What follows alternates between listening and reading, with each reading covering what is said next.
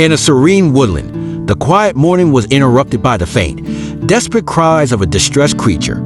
A passerby, captivated by the sound, traced it to the base of an old oak tree.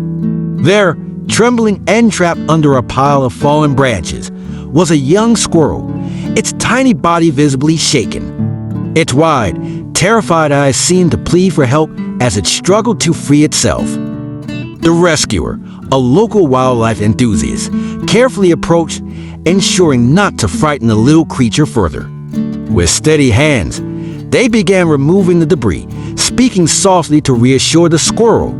Each branch lifted seemed to relieve the animal of its burden, and within minutes, it was free. Yet, instead of scurrying away, the squirrel hesitated, its tiny frame still trembling.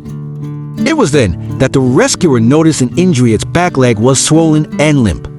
Determined not to leave the squirrel in such a vulnerable state, they gently scooped it into a worn cloth and carried it to a nearby wildlife rehabilitation center.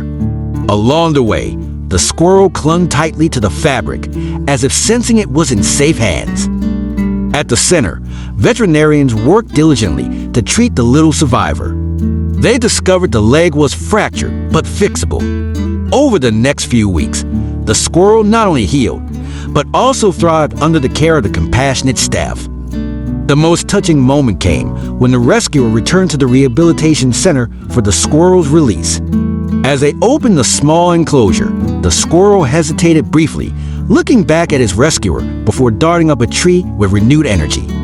For a moment, it paused on a branch, almost as if to say thank you, before disappearing into the canopy. Such encounters remind us of the profound connections that can exist between humans and wildlife, and the impact a single act of kindness can have on another life.